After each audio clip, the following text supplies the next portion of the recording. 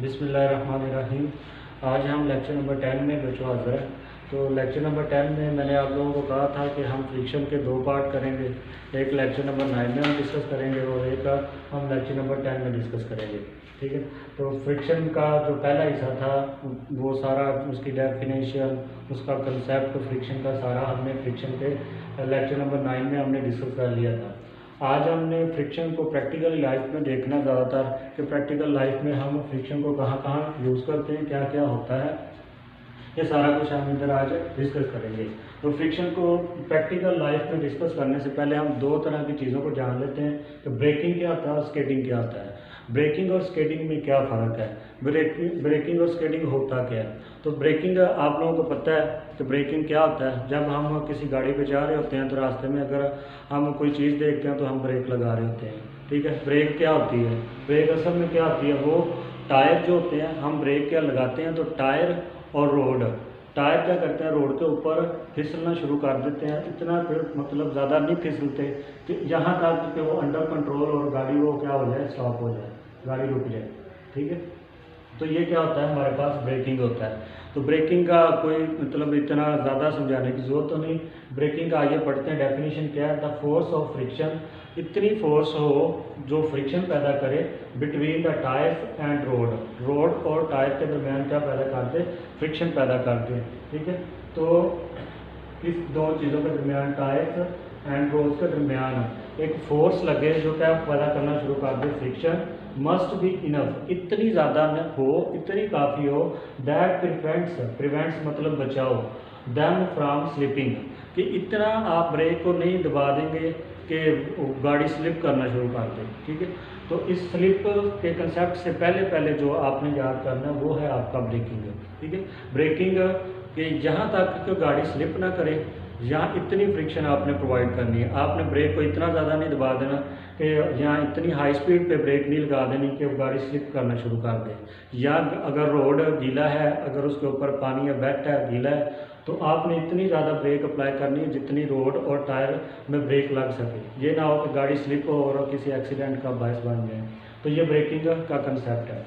अब ब्रेकिंग के बाद हमारे पास क्या बच गया, स्केटिंग। स्केटिंग क्या होता है, हम क्या करते हैं कि आजकल ये व्हीलिंग करने वाले जो होते हैं वो स्केटिंग कर रहे होते हैं। मतलब क्या करते हैं, हाई स्पीड पे जाकर क्या करते हैं, ठीक है, हैवी बाइक है, ठीक है, हाई स्पीड पे जाकर वो ब्रेक लगाना शुरू कर देते हैं, स्टॉप ब्रेक करते हैं। ठीक है। तो वो गाड़ी जो घसीट के आगे जा रही होती है वो होती है स्केटिंग। वो क्या होती है, स्केटिंग। स्केटिंग आमतौर पे कब होती है, फर्ज करें एक बंदा एक टेंशन में घर से निकला है, कहीं जॉब के लिए, कहीं काम के लिए निकला है, रास्ते में वो गाड़ी पे बाइक पे था।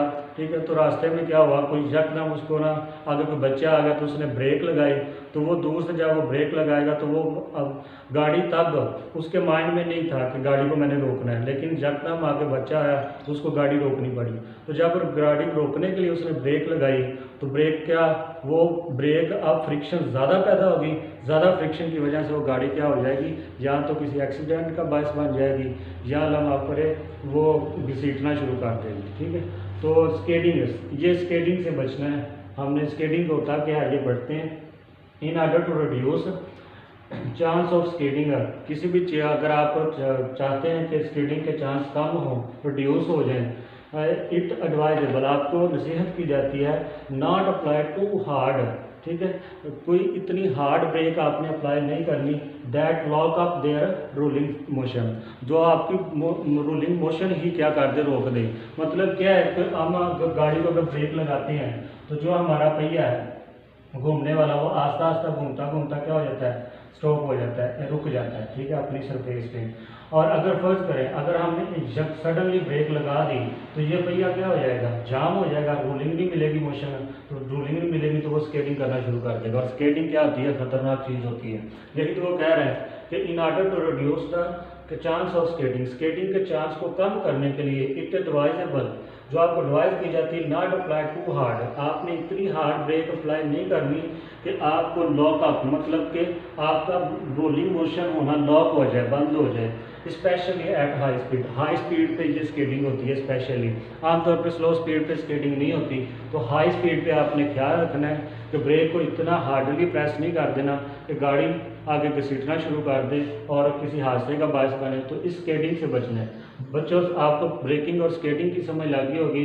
ब्रेकिंग का बस इतनी सी फ्रिक्शन की फोर्स हो कि टायर्स और रोड के दरमियान वो चलती चलती बंद हो जाए गाड़ी, ठीक है, स्लिप ना करे, बस इससे बचना, वो ब्रेकिंग होगा। और उसके बाद स्केटिंग है। स्केटिंग में हमने क्या करना है, ये किसी भी चीज़ से बचने के लिए आपने हाई स्पीड पे ब्रेक इतनी ज़्यादा नहीं लगा देनी कि आपकी गाड़ी घसीटना शुरू कर दे, स्लिप कर दे, ठीक है, यहाँ स्लिप से बचना है आपने। उसके बाद हमारा ये जो 2 टॉपिक थे, ये डेफिनेशन इसी तरह आपने याद करनी है। इसी तरह डेफिनेशन कर लें तो बहुत है। उसके बाद हमारे पास अब फ्रिक्शन के एडवांटेजेस और डिसएडवांटेजेस हैं।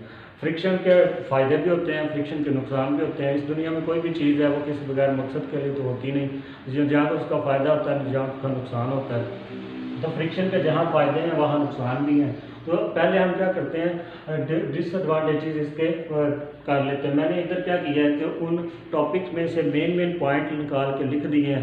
हेडिंग के तौर पर आप इनको यूज़ कर सकते हैं। तो ये मैंने 4-5 इसके डिसएडवांटेजेस और एडवांटेजेस लिख दिए हैं। ये बहुत शॉर्टली मैंने लिखा है। बुक में से 2-2 पॉइंट, 3-3 पॉइंट निकाल के लिख दिया कि आपको मेमोरी में सेव रहे कि हम क्या किसके ऊपर लिखना चाह रहे हैं, ठीक है। तो बाकी आपने वर्डिंग बुक से ऊपर से ही देखनी है। ये इधर से बस एक हिंट लिखा हुआ है। वो हिंट पहला क्या है, अनडिज़ायरेबल बिकॉज ऑफ नॉइस है। जो फ्रिक्शन है हमारे पास वो अनडिज़ायरेबल मतलब हम बर्दाश्त नहीं होती, हमारी डिज़ायर नहीं होती जब वो शोर करना शुरू कर देती है।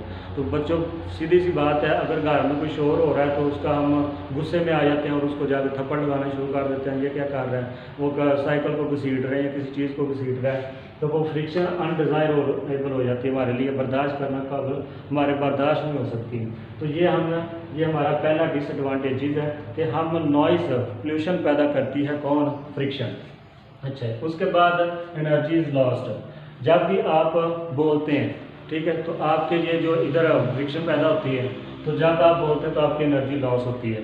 जब भी मशीनें बोलती हैं तो उनकी एनर्जी लॉस होती है, उनके अंदर फ्यूल्स होते हैं, पेट्रोल होता है, वो लॉस होना शुरू हो जाता है। तो क्या है, जो जब फ्रिक्शन होती है वो एनर्जी क्या करती है, लॉस करती है, ठीक है, उसको कम कर देती है, नुकसान होता है एनर्जी का फ्रिक्शन की वजह से। उसके बाद मशीनों के अंदर जब वो मशीनें चलती हैं तो मशीनों के अंदर आए दिन क्या होता है, पता चलता है कि जी फलां फैक्ट्री में मशीन ख़राब हुई है, फलां फैक्ट्री में छोटा सा हादसा हो गया, मशीन का कोई पार्ट ख़राब हो गया। तो ये किसकी वजह से होता है, ये फ्रिक्शन की वजह से होता है। नुकसान नहीं हुआ कि फ्रिक्शन, जब मशीन काफ़ी देर से मूव कर रही है, उसको हम एहतियात उसकी नहीं कर रहे, तो क्या होता है कि फ्रिक्शन की वजह से उसके जो पार्ट्स होते हैं वो घिसना शुरू कर देते हैं, और जब वो घिस जाते हैं तो फिर वो किसी नुकसान का बायस बनते हैं। तो इसलिए in machine friction also cause wear and tear, किसी हादसे का तो वो टूट का घसीटे जाते हैं, तो वो उसका मशीन के अंदर नुकसान हो जाता है फ्रिक्शन की वजह से।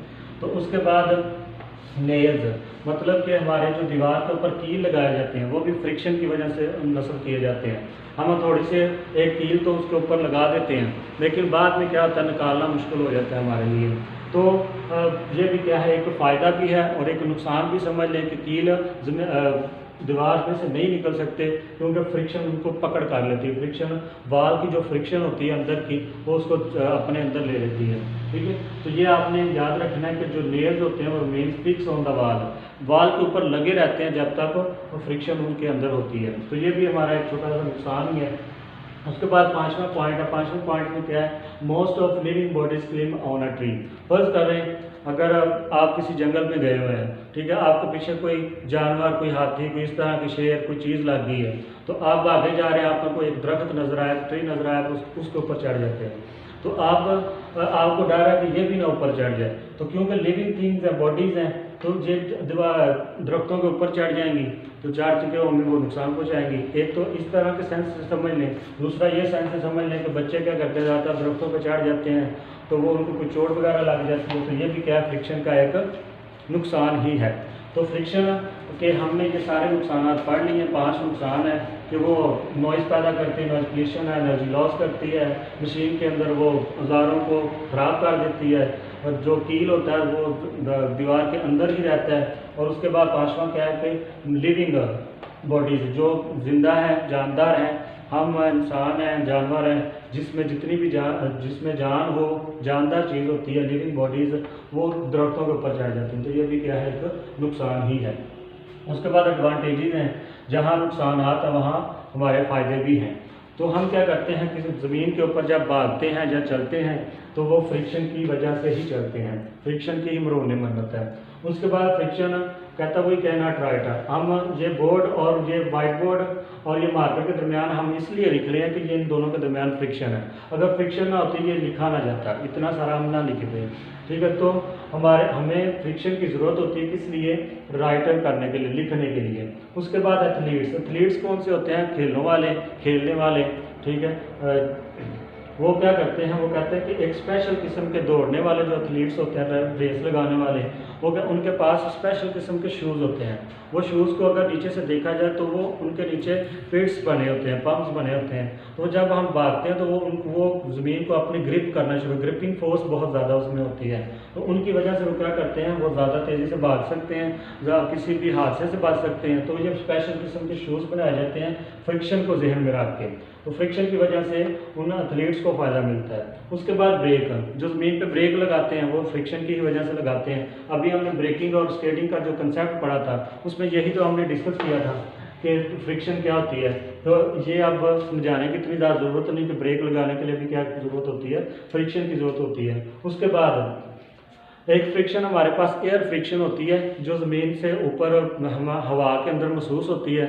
जब हम बाइक के ऊपर सवार होते हैं, बाइक चला रहे होते हैं, तो जो आगे से हवा पड़ रही होती है हमें, वो एयर फ्रिक्शन ही होती है, एयर की रुकावट होती है, रेजिस्टेंस होती है। तो कहते हैं कि बर्ड्स क्या करते हैं, उन एयर रेजिस्टेंस को यूज़ करके उड़ना शुरू कर देते हैं। अगर ये एयर रेजिस्टेंस ना होती तो बर्ड्स, परिंदे उड़ ना सकते थे, ना एरोप्लेन उड़ सकते थे। तो फ्रिक्शन की वजह से हम उड़ भी सकते हैं। तो ये 5 फ़ायदे थे, जिसमें हम चल सकते हैं, हम लिख सकते हैं, एथलीट्स स्पेशल किस्म के यूज़ कर लेते हैं शूज़। उसके बाद ब्रेक लगा सकते हैं, परिंदे उड़ सकते हैं फ्रिक्शन की वजह से। उसके बाद एडवांटेजेस और डिसएडवांटेजेस के बाद हमारा टॉपिक है method of reducing friction. Method of reducing friction में हमने क्या करना है, 4 बातें याद करनी है, और ये बहुत इंपॉर्टेंट शॉर्ट क्वेश्चन भी है बोर्ड पॉइंट ऑफ व्यू से, ठीक है। इसको याद कैसे करना है, आपने पहला पॉइंट ये याद करना है, making the sliding friction smooth by polishing. अगर आपके पास ये, इसका कंसेप्ट क्या है कि किसी भी फ्रिक्शन को आप कम से कम कैसे कर सकते हैं, ज़्यादा फ्रिक्शन को कम कैसे कर सकते हैं। तो कहता है अगर आपके पास सरफेस है जो क्या करती है, वो अगर ये हमारे पास छड़ी है तो ये बिल्कुल प्लेन है, ठीक है। अगर इसके ऊपर क्या किया गया, पॉलिश किया गया, इसको पहले स्मूथ बना के इसको पॉलिश किया गया।